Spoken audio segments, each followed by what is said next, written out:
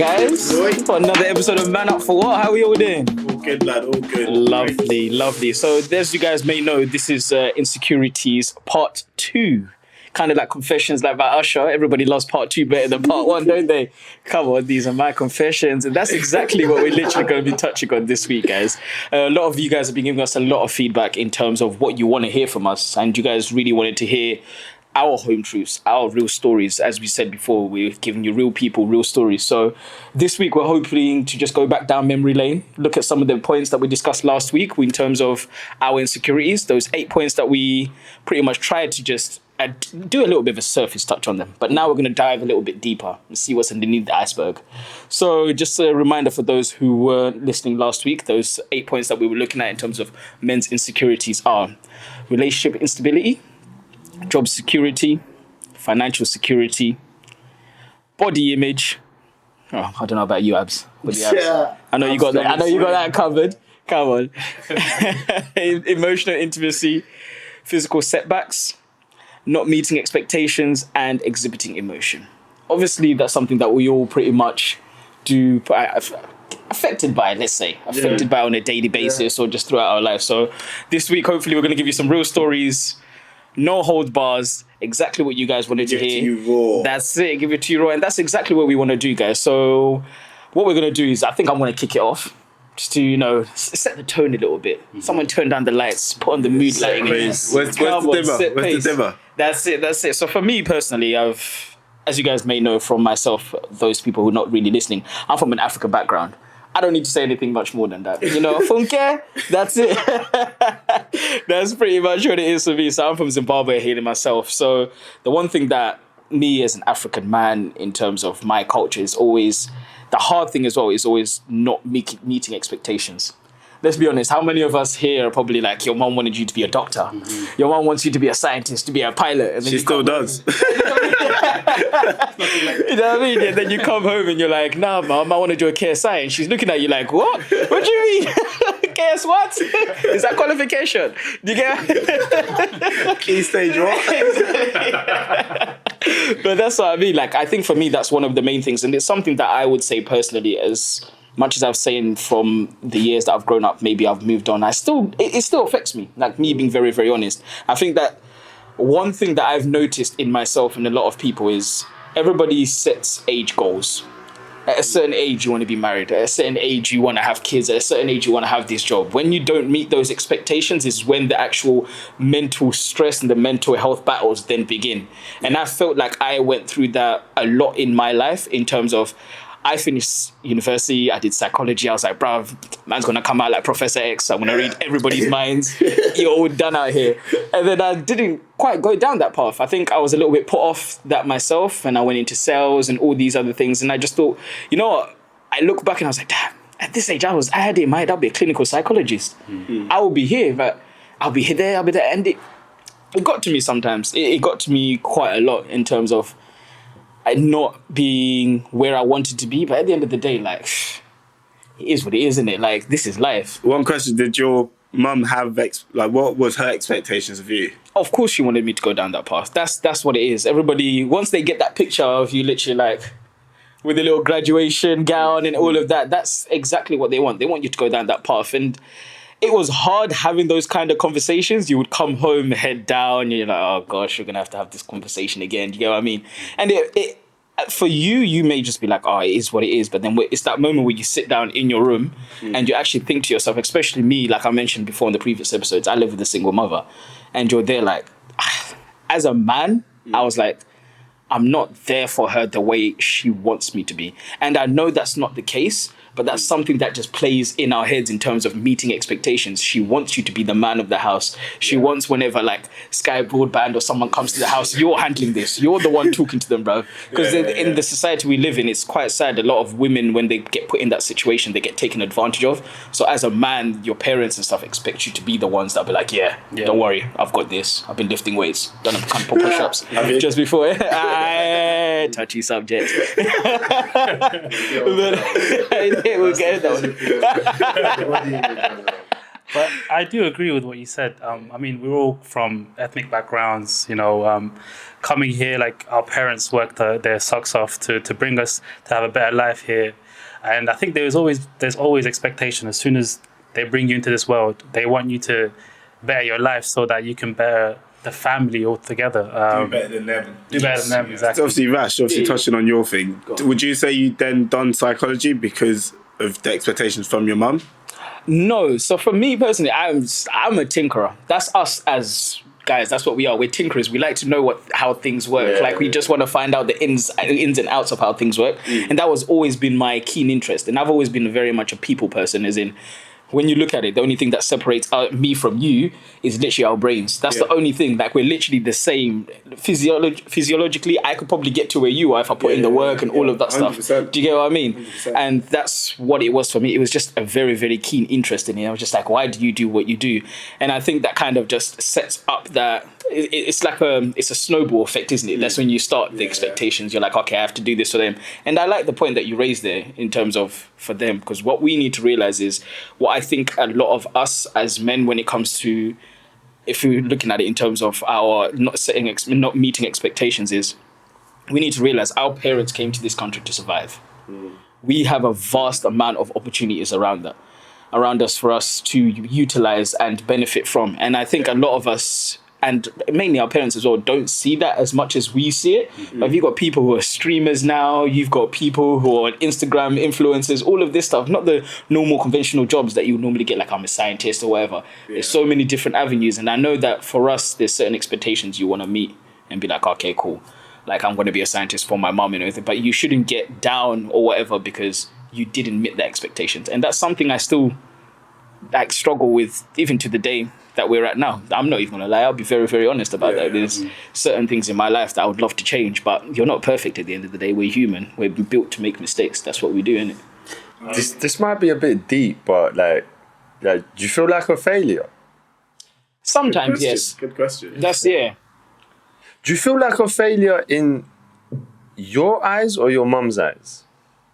Oh, me personally. Sorry, I thought that was an open panel. Feel free to jump in, boys. I'm not, because I'm going to get to, because what you said highlights two of my main insecurities, and it relates to the family dynamics. Yeah. It's where my insecurities as a man stems from. But obviously, in relation to that, opening up to the panel, I would say, it would be more in their eyes than, because I feel like we, obviously, with the whole background thing, we can all relate that it's the pressures we get from our mums or dads that kind of like directs your path or that avenue you go career-wise, but you're kind of only doing it for them because they've done the whole sacrifice thing. They've come to this country to do what they've done for you to have a better life than they did. So like for me, I'll say, probably the failures, any failures that I stem inside my head would come from them. Like, for instance... A levels, for instance, I was predicted at AAB, got a BBC, and obviously for me it was a failure to my mum and family because I should have got that, because I had cousins that they were obviously putting me on a pedestal against, and they got fucking man like Dammy got the A's and A stars, and I'll come with the BBCs and that. That like, but then like this one's slow. It's slow burner. He's still buffering. literally. But then like in my eyes, like BBC, I was fine with a BBC. Like I still got into uni I wanted to get into, but then obviously in my mum's eyes, because African parents, they like to compare you to others. Yes. So in her eyes, I probably deemed a failure. So I would then deem myself a failure in her eyes. But in my eyes, mate, I'd go into the uni I want to. Like, you got the oi the way, innit? Mate, I had a great time. So that's it's a good question. It's definitely more failure in their eyes than my eyes. But then that stems down insecurity of meeting expectations, because if I'm not doing what I should be doing as a man, in regards to obviously get the good grades so I can get a good job to then support my mum and support my family, then that insecurity comes, oh shit, am I doing enough? And but then when you actually step back and look at it, it's more in her eyes than it is mine. So it kind of relates to obviously what you were saying. What you said about being compared, I think that's so common in so many like families, especially I guess ethnic families. Like in my family, like obviously we had a close family friend, and they had 2 boys, and obviously like I got brothers, and every time like I was okay like with grades in school. It only went downhill when I got to university. A couple of days, but I guess for me personally, I came to this country when I was 10 years old. So in a way that I've always felt like something, like I guess I would call it survivor's guilt, where I always think, imagine what maybe if a cousin of mine was him instead of me. Like they would give their left arm to be where I am now. Obviously, life experiences come, and you start to realize that obviously things are not the way they seem to be. There's always things that end up, bringing you different situations, but you learn from those things, I guess. But in terms of the comparison thing, I definitely agree with that. Yeah. And how was it for you? Because obviously you, like you said, you've got siblings. How was it for you being the older sibling? Did you ever feel like that put a lot more pressure on you in terms of you not meeting certain expectations?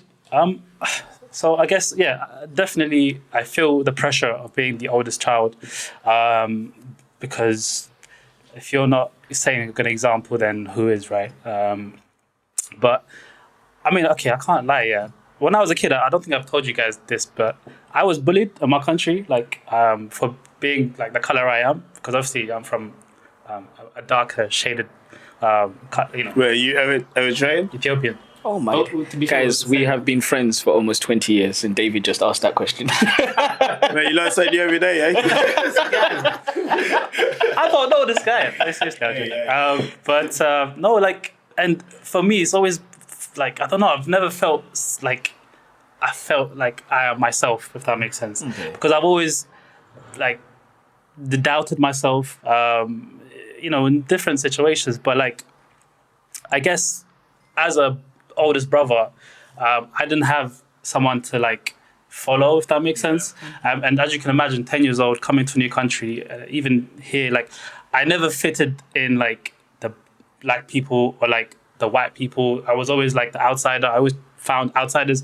So when I met you guys, like we are such a diverse group of friends. Like I felt like this was home, innit? So it helped having like friends. And like, for example, I live with Archie, and seeing the things that he does in his daily routine has helped me in terms of setting my own, targets or like things that I want to do, which then passes down to my little brothers.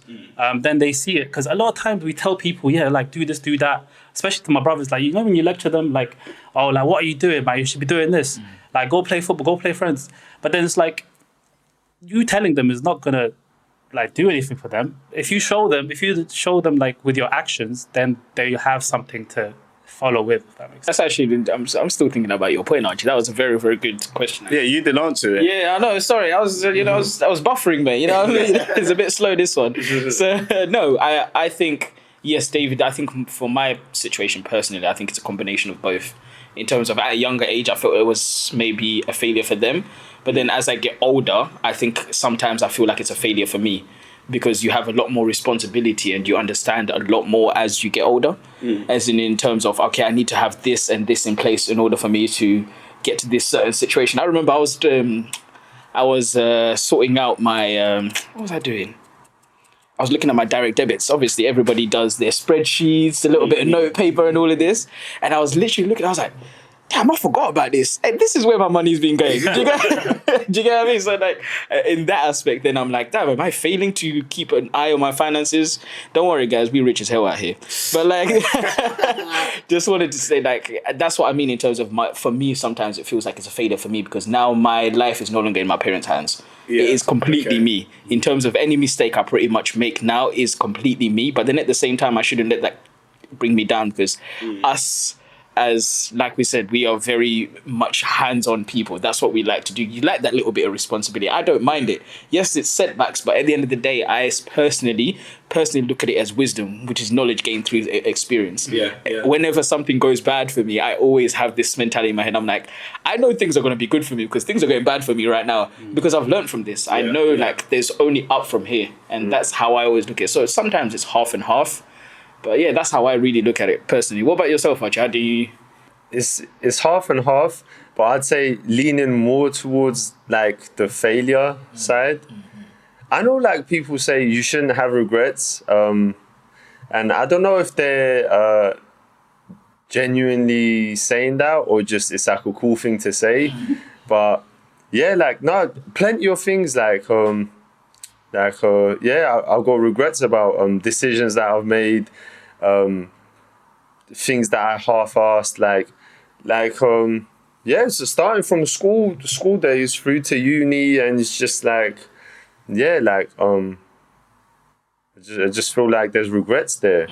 Well, on the tip of, obviously, because we're on the subject of meeting expectations, is it decisions that you've made to please the expectations or decisions that like you've made yourself?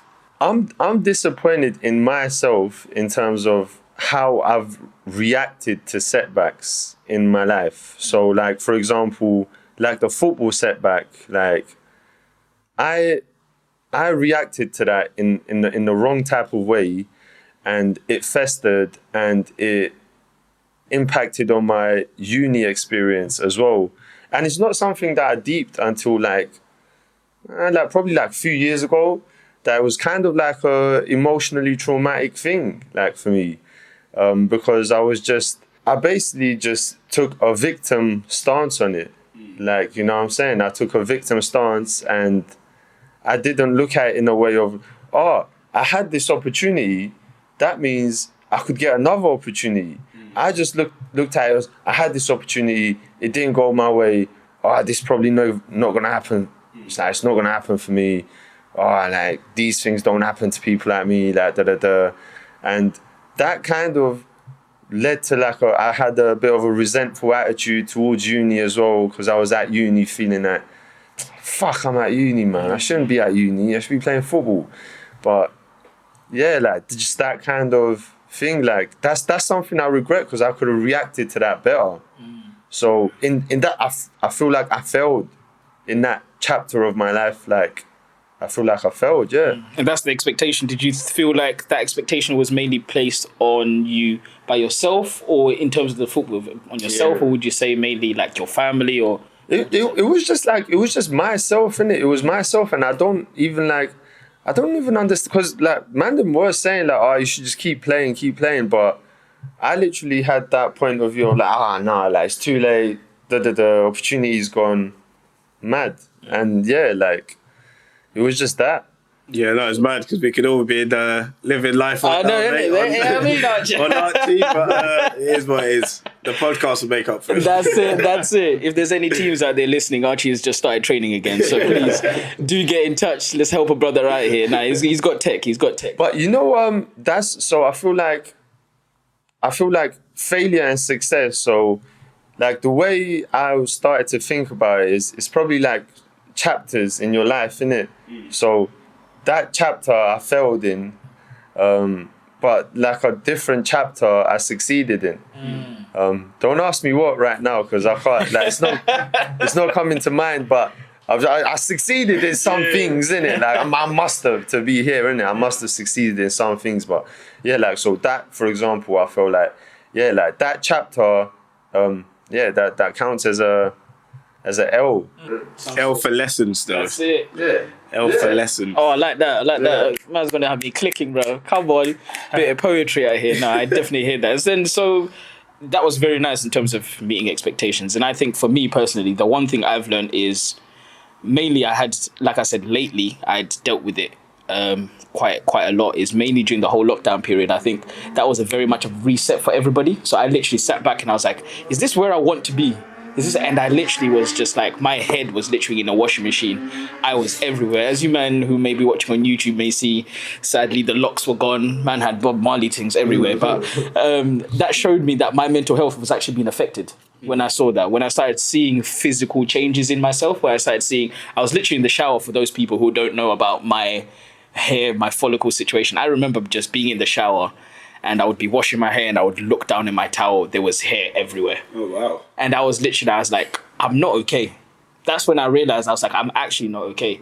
And that's when I realized, like, you know what, there's a lot going on in my head. And then I started reaching out to you boys and stuff and coming here. But that's when I realized, like, you know what, it's actually just affecting not just mentally, but also physically. But for me now, at the point I'm at now, is I always believe that it is wisdom. And that's for anybody who's listening right now, is whatever you are going through in terms of not meeting expectations, it is wisdom. It's something that you're going to learn, something that you're going to pass on to your kids, your friends, your family. And that's how you've got to look at it. And I never really now let it get me as much now. And actually that goes on to one of the other things in terms of physical setbacks. I think that's something that a lot of us as men go through a lot. I remember... All right. So I remember looking through my Instagram and I was like, fam, hey, what happened to you, bro? I know, funny you say that. The other day I came around a picture of you at, I think it was your birthday party. Yeah. No, it was even the lads' 25th at the mansion. Mate, you were mad slim. Like, no, you were mad, like, I was like, this guy does not look like a machine. It was mad. It was actually mad. But that's what I mean. Like, I think that's something that can affect us. However, for me, it used to affect me so much, like a lot when I was a lot younger. But now I realize, bro, just go for a run, fam. I'm sorry, like that's just, I can't, like, as cold and as hard as it sounds, honestly, for myself, I know it sounds horrible.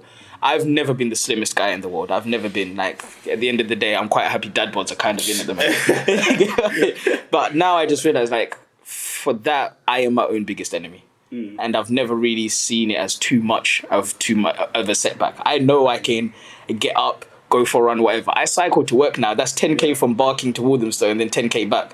I can do that. It's just the diet side that I need to obviously control. Man likes to cook, man likes to eat. That's just me, innit? The mad thing is, like, you've been there, so it's like, you can get there. I can get there, and that's the thing. Like, I know I can get there. Don't worry, ladies. Listen, summer... You'll join me, don't worry about it. Don't worry, summer 2025, though, still. But yeah, sorry, I was just going to say, for me, I started doing running, I guess, when we were doing the 5K challenge. Okay, I'm not going to talk like as if, you know, it's an impressive thing. No, you're doing miles. But like, so at the start, obviously, you know, when you start running first time, I'm like, oh, bruv, what am I doing, man? Like, I can't even do 5K. But eventually, me and Arch ran to Dagenham and back, which was like 30K. And while I was running, and this is all going on in my head, yeah, and I'm like, oh man, I think I've reached my limit now. Like, I think I should stop. But then you're still going. It's all mental, like, you know what I'm saying? And running has helped my mental health so much.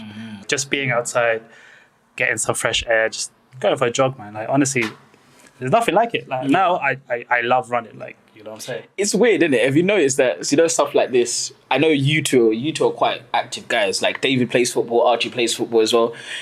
Have you noticed how much, like, running and stuff is become such a big thing as you've gotten older?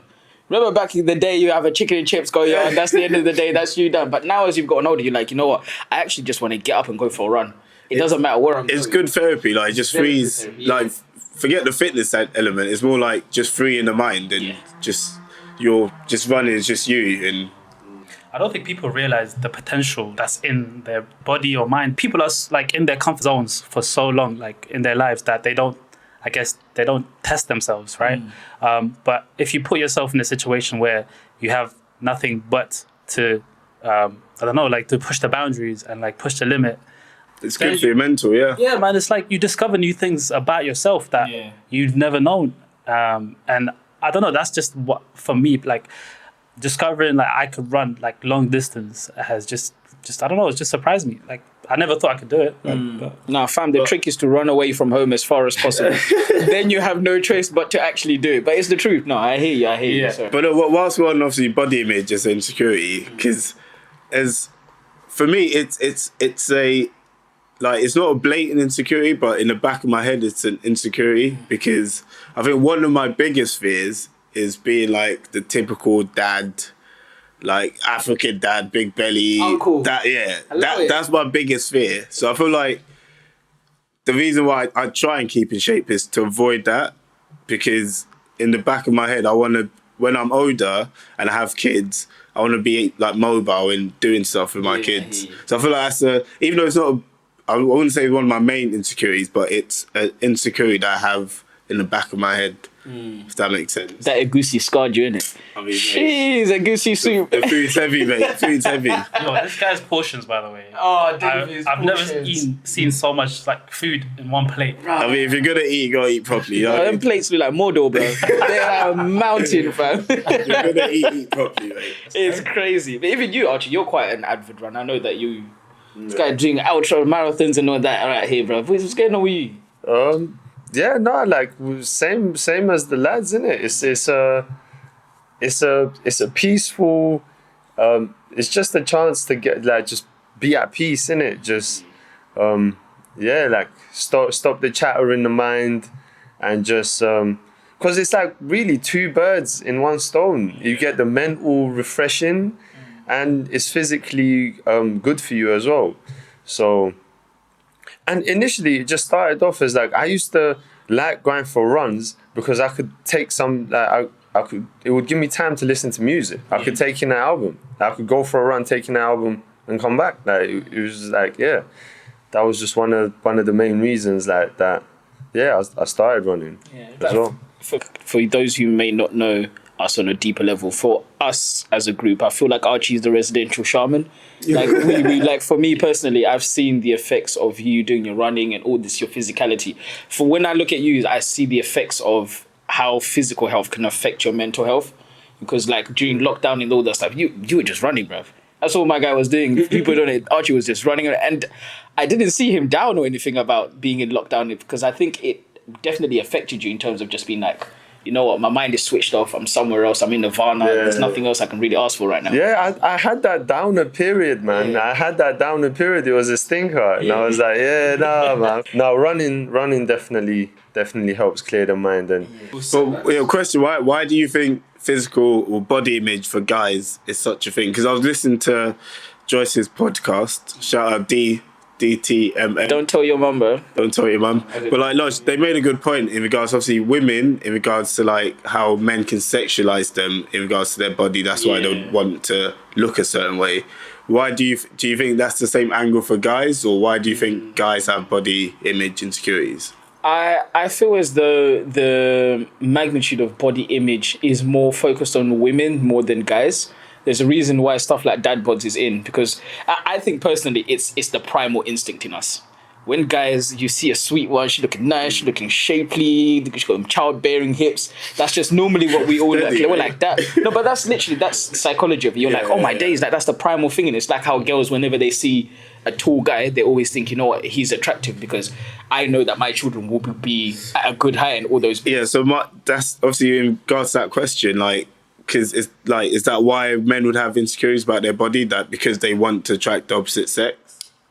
I think mainly it would be. I'd say. Guys, this is something we have to be very honest about. A lot of us as men, which is something we need to tackle, is a lot of the things we do to please the opposite sex.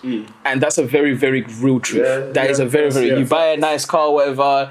probably try and get a girl. You go hit the gym, probably get. That's just what it is. It all works the other way around. It works exactly the other way around. That's just how it is. And I agree with you, Dave, in terms of a lot of us do hit gym and whatever to try and attract the opposite sex. It's a very, very big trend. Do you get what I mean? It's the truth. It's the truth. Like, you see them gym outfits as well, like the gym outfits. That's a thing now. Gym Shark is flying. Yeah. So it's a thing, isn't it? Yeah. It's like a thing, but like that's kind of like I say you're doing all that stuff for the opposite sex, it's still benefiting you. Like wanting to look good is your health is benefiting. Wanting to get a good car means you're taking care of your finances. That's benefiting you and your family.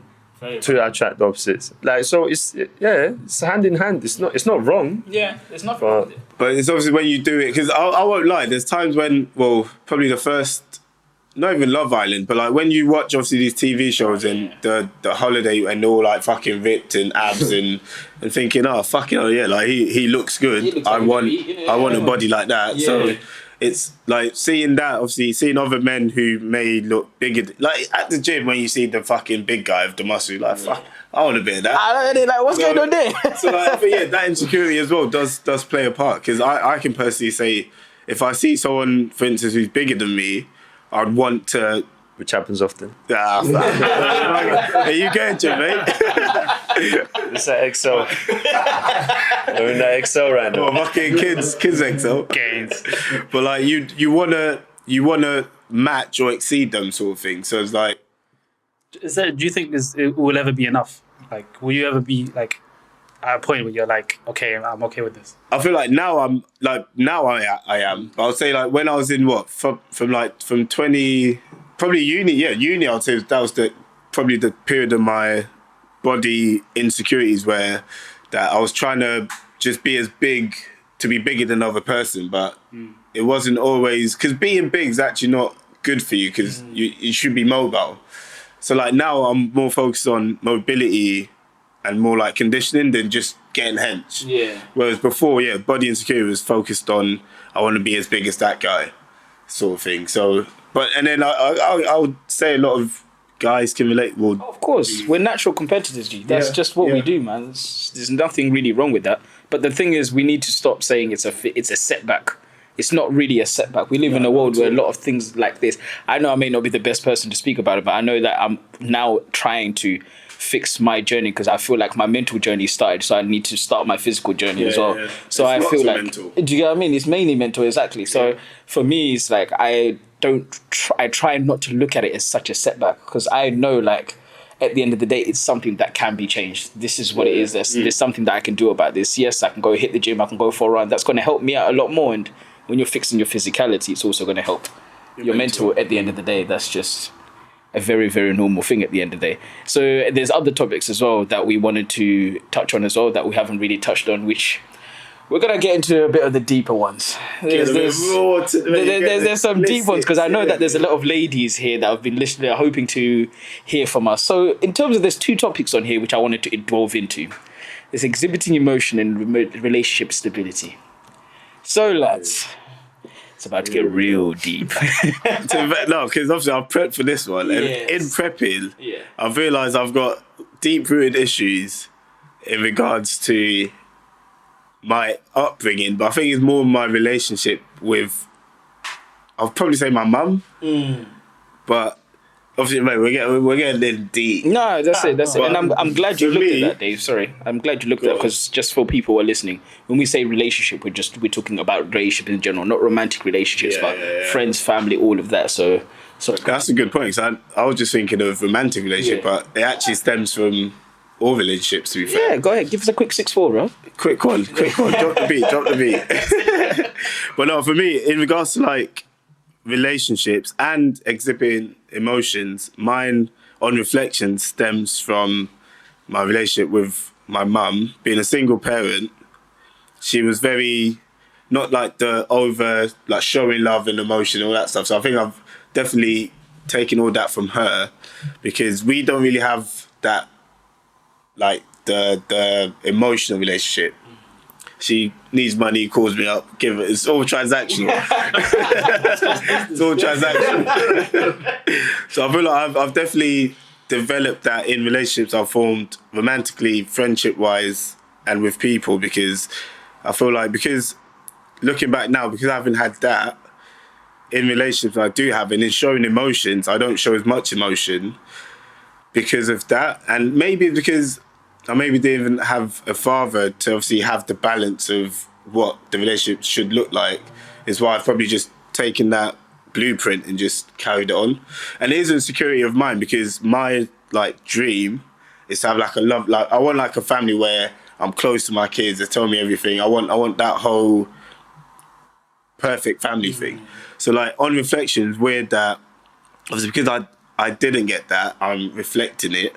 but my dream is to actually have the opposite. So I think it's an insecurity of mine I'm always doubting how I react and engage with people. If I'm not showing too much emotion, I know I should be, but in me as a man, I feel like I shouldn't be showing that emotion. And I give the excuse that I can get away with not showing that emotion because I didn't get that emotion. If that makes sense. Pride, in a way. Yeah, to some extent.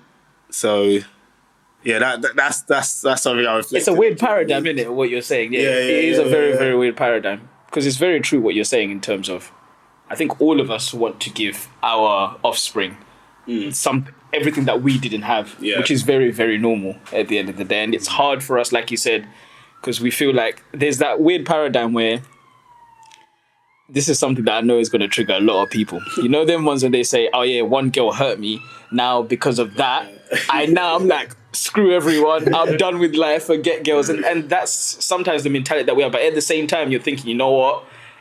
You don't deserve to have this. Do you get what I mean? And it's a very, very weird one in terms of us. And I think us as guys, do you guys, just opening it to the panel, do you ever feel like you hold back a lot when it comes to emotion in terms of you want to exhibit certain emotions, like be more sensitive, be whatever, but as a man you feel like, no, grit, I can't really do that. I have to be a bit stern, I have to be a bit stiff, because I feel like there's a lot of times when I do that myself. Yes, I may 100%. Feel like a juggly, like a proper giggly happy guy, but there's sometimes I'm just like, nah fam, you get me, lights out here. What? Don't talk to me. Deep voice in that. Exactly. It's funny, no one's really wanted to speak on no one wants to say it, figured it out. Open up, lads, open up. Go on. To be honest, like, actually I was going to ask you because, like, would you say you were raised by a single mum? Yeah. You said... Shout out Doris. That's her government name. Not the street pharmacist one. And what you said that affected your relationship with other women, would you say? Yeah. Because it's how I was, like, my experience is just be like black and white, so to speak, and not really showing a full emotion, the I love yous, and like properly showing what you're feeling is all suppressed. Because first of all, for me as a man, it's like, I'm not gonna show you my caring side because as a man I should be this and that. But I think because it definitely stems more of my relationship with her and my experience growing up is reflected on that as well. So it's a bit of both. It's like, on reflection, it's more deep rooted because of that, but then at the same time, there's that man complexity that kind of like hinders the two. So Archie, obviously, you were also raised by a single mum.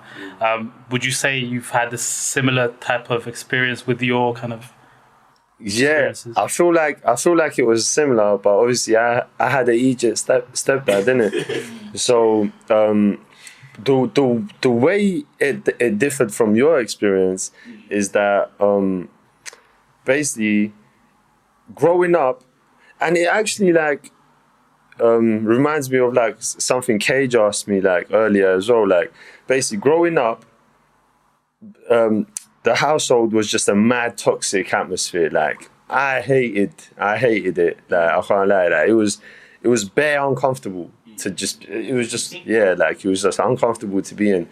So that kind of tainted my view on relationships, because it was just so dysfunctional and unpleasant to be around. That's why I kind of like.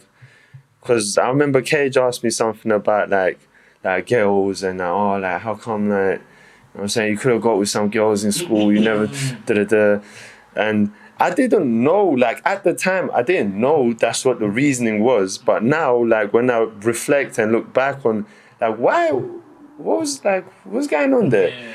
It's like, yeah man, it was just that feeling of just not wanting anything to do with a relationship, because my example of a relationship was just bun. Like it was just a bars one, and I was just like, yeah, allow it. So yeah, it affected me in that type of way. So yeah, like so I was just closed off to that possibility. I was just fully closed off. Do you guys, I like that you actually raised up that point, Archie. Do you guys feel like us, like we've all kind of dropped kind of something about that? Do you think how we are in terms of our environment really builds the character that we become. Because a lot of us, like, you have the whole, I'm from the streets, all these grime artists saying whatever, doing whatever, and they can't exhibit certain emotions. But you know deep down that there's a lot going on there. What do you think that really stops us, and how do you think that we can hopefully try and flip that? Just like Archie, you said your point. How did you kind of come to that crossroads and just be like, okay, cool, now I understand what the situation is. How do I go forward from here? Bro, it was just like reflection and just time. Like, time had to pass, and I had to move out of and away from that environment and be in a different environment. And just like sirens there. I don't know if you're still in a different environment. Even going uni and stuff like that. I was just away from there, innit? Like, that kind of atmosphere. It stains you. It's like when someone's smoking near you. And even if you're not smoking, you're still like, it's on your clothes and you smell it. And it's where you go somewhere outside and you can still smell it on you. And yeah, it's just that kind of thing. Like, I had to get away from there. Bit of time had to pass. Obviously, I had to mature and experience certain things as well. And then just like when I reflected on it, I was like, oh shit, yeah. I guess it comes with age, doesn't it? Yeah. And I don't know if I've recovered from that, or if I'm still if I've still got certain guards up with certain things. I don't really know. In regards to your question, for me, I don't actually know if it's my environment. Personally, for me, like, I was lucky enough to have studied abroad and have traveled. And I guess when it comes to relationships with women, like, I've never been in a relationship. And I don't know. I don't really know why that is. But maybe one time you said to me that I think you have attachment issues, something like that. I think I remember this conversation. I was like, oh shit, I think I do. But I think that's only because, like, I don't know. For me, I've never stayed in one place for too long. Like, just I think the experience of travel. I've always had it in my mind that I never wanted to stop, which meant, like, I never wanted to settle, which meant, like, girls, I guess they come and go. You know them out there.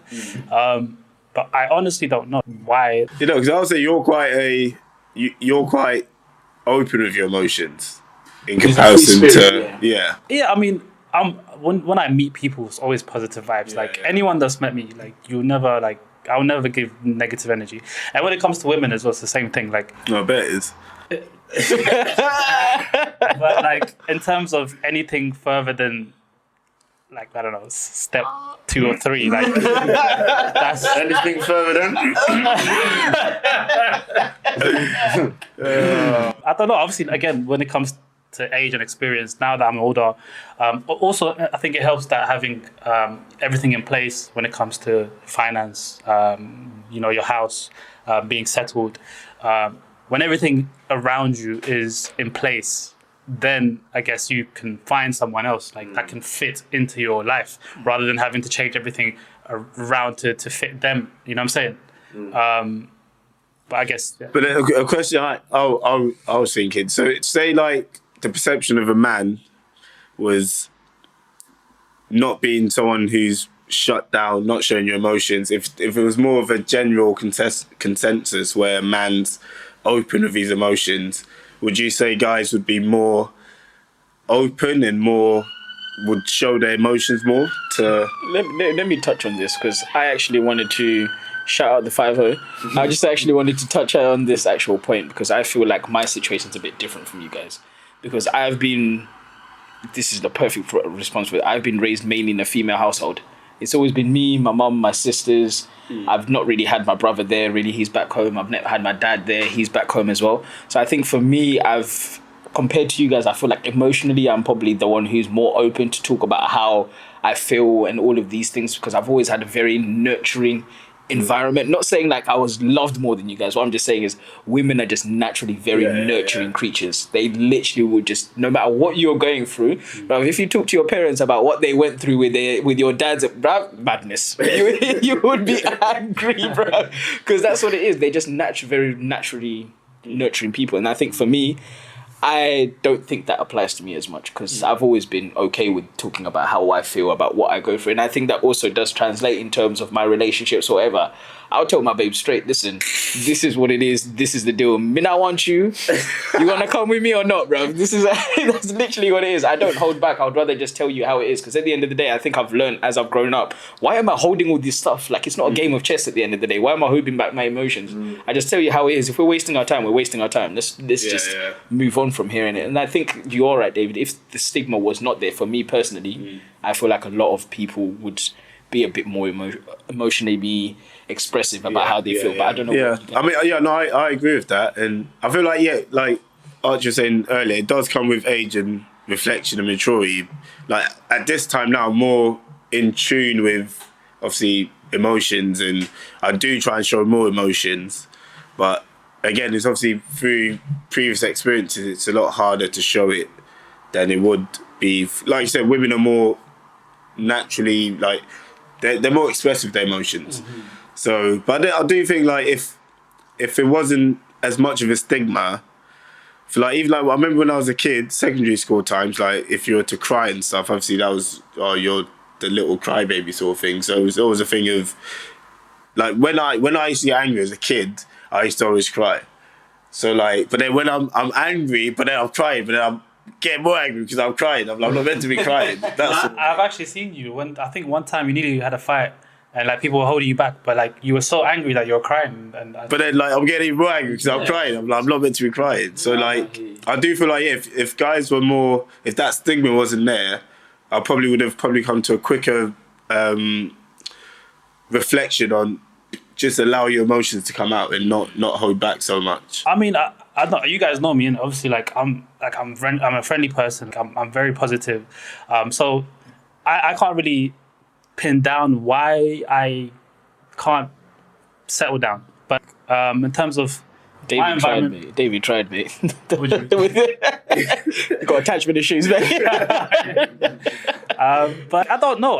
I do think it depends on the kind of person you are and the people that you're around. Because I don't want to keep saying this, but like by me traveling and meeting different people from different places, experiencing new stories, and like being able to then pass that on. You know what? There was a like when I came back from abroad to UK, there was such a big difference in terms of just, I don't know, like my mentality, but like everyone else, like I'm seeing. I wish like people could see, like if people were just a bit more like taking risks. Obviously, you can't do that now, obviously with pandemic and everything. Like being able to explore the world or like going out there, just trying new things, you'll come back a completely different person. I honestly think. But in terms of being more expressive with your emotions, I do think that it involves your environment. Yeah. No, I like the fact that you want us to go away and find ourselves. Yeah, you're gonna pay for the tickets. This is what I was gonna say, bro. Tell that to my manager, fam. And the COVID test. Exactly. Well, I mean, my point is, I guess, is to find your purpose or your passion, to go away and discover yourself, to travel. Yeah, I've already said that, but like, yeah, man, it's just like, I get that people want to save money all the time, but I don't know. I don't regret the fact that I didn't save money between like ages of 18 to 24, and I have no regrets. Like, no, that's a fair point. So that's actually a very good one in terms of speaking about the concept of the moolah, the financial security things, and I think that's something that we all kind of deal with on a daily basis. Would you say men more than women? I would say so. Yes, 100%. I think 100%. Like going back to the point that we raised in the first half of this, is a man's worth is based off his assets and what he can do, and a woman's worth is based off what she can preserve. And that's what the world. I keep hearing that a lot recently. Yeah, it's the truth. It's the truth. Go click the thing. It's the truth. Like you can. I'm not taking any jabs or anything, but the reality, honestly, of the world that we live in is, if you're a very beautiful woman, life is a lot easier for you compared to like very, very, and it's horrible to say because I don't think that's how society should be built. But sadly, this is the paradigm that we've put ourselves into. And I think with a man, it's the moment you are, let's put it hypothetically, you're going to marry a girl. What is the first thing they say? What do you do for work?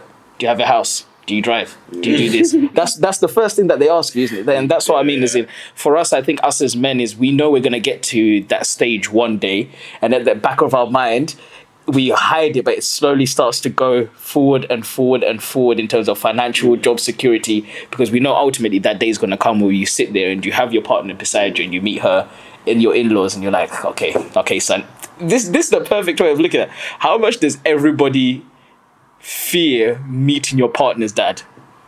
And that shows you how big of an insecurity that is in terms of your financial. Because you know what he's asking. You know what he's going to ask you, innit? You're getting put on the that's it. He's the judge, brother, and that's what it is. And I Can you think take care of my daughter? that's it. That's what. If I can borrow some money. You let me tell him it. Imagine that guy turns up and you're doing How we be? Can I get a little loan, mate? Can you call me an Uber? But that's what I mean. My money's tied up. Bitcoin, mate, Bitcoin. I've made some investments. Made some poor investments. And that's what I mean for us. It's quite hard. Like me personally, I've had a lot of job security situations where I think for me it ties in with my other insecurity as a man is the relationship stability. I'll be honest, lads. I've always noticed I attract women of very high caliber. Oh. Like, so, what are you trying to say, man? I thought that was a joke there. As in, listen. What I mean is, You both had a straight face. you're Oh shit! what I mean by that is, when it comes to job security and relationships, is I've gone from a psychologist, from a solicitor, to this, to that, and I sit there to myself, I'm like, damn, man, I need to be where you are, because that's what it is for us. We want to be the protector, the provider, and procreating part. Don't worry about that, I've got that covered. But you know, but that's what I mean. Like, there's that kind of works hand in hand. Is in you always want to be sadly the breadwinner in your relationship, and we even touched on it before. The society we live in now has changed a lot, and I feel like sometimes I need to really fix my employee situation. Right now, I'm really working on it. I'm working on it very, very hard to try and find something a little bit better for myself. And I know that's something. Question. Obviously, yeah, well, financial security for me is probably one of my biggest insecurities. But a question I wanted to obviously chuck to the panel. Do you have a problem with your wife or future wife making more money than you? Would you see that? Would you be insecure with that? How much more? Significant more. Significant more. Me personally, because like I said, David, I've dealt with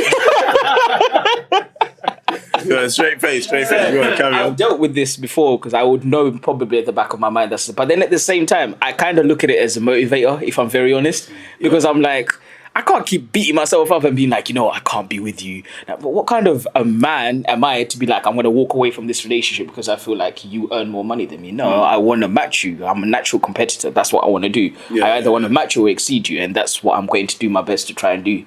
So for me personally, it's not really a deterrent. Personally, what if you couldn't match her though? What if she's like just too gone? Good question. Like, she's too gone. And this is the thing. That's where we need to find the base of how much. It sounds horrible, but how much do you love your partner? Would you be able to take that step back and being like, you know what? Okay, cool. You earn more than me. I completely understand. I think for us, in terms of that paradigm, is we're scared that we would lose the power in the relationship. We would not wear the quote unquote trousers anymore. Yeah, I think that's the insecurity for that. Yeah, I think that's what a lot of us. Is it more of an issue? Let's say, what's more of an issue if she's earns way more than you, or she's way more attractive than you? Nah, if she's way more attractive, that's calm. He's really good. I'm all right, mate. Yeah, no, I think obviously, we're probably gonna get obviously, if she's more attractive to you, that's fine. You're gonna get all the compliments. But like, I feel like if you told your mates, she's earning a lot more than me, they're going, you're gonna have that. Easy, mate. Like, To be honest with you guys, like, I've dated like women that make a lot. there's another high caliber, is it? Elite singles. I'm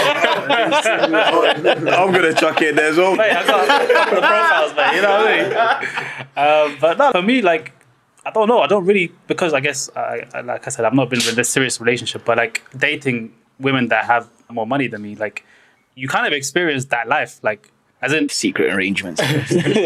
no, but in terms of like if we go out, I have to pay for it. Like that's just even if I could be making little money, like I always feel like I have to be the one that pays for the food or drinks. Why is that though? I think it's just more courtesy in terms of where I've grown up from. Like in my country, they would have fights about who would pay. You go to a cafe, yeah, and they'll probably be there for like 5 minutes saying, no, I'm going to pay. No, seriously. They do that in my words. It's long. Exactly. So, in Nigeria, I'm sure, yeah, it's fine. You pay for everyone, yeah, we'll see you later. But yeah, no, honestly, like I would contribute my part, but I have no problem with like dating, I guess, a woman with high caliber makes a lot more money than me. I mean, I'm not gonna lie. I would say, I would be insecure, and I wouldn't want my partner earning more than me. Not that it would make me feel less of a man, but I think it's just that competitive edge. Yeah. You want to provide, innit? That's what it is. Yeah. I don't know. Yeah, I don't know. When I think thinking of that question now, I probably wouldn't want her to earn more than me, but not on a thing that it's a less like putting women lesser than men. I think it's just more of a personal thing. It's just more of a competitive thing. I would want to make sure I'm bringing in more to support both of us, essentially, not just for myself. I would mind as well. Yeah. I would mind as well, yeah. But not like too much. Like you wouldn't like. It would just be certain things, man. Like if she's earning way more than me, I feel like that's a problem. That's the issue. But if it's like near enough parallel, she's just a little bit further ahead, or man, just cause like you don't want to feel like you're holding them back as well either. Like on the like if she wants to go on a certain type of holiday or go to a certain place, eat at a certain place or whatever, like things like that, gonna have to pay for you, right? Like what's going on? Like Gonna start dropping them side comments like, did you pay for that? Did you?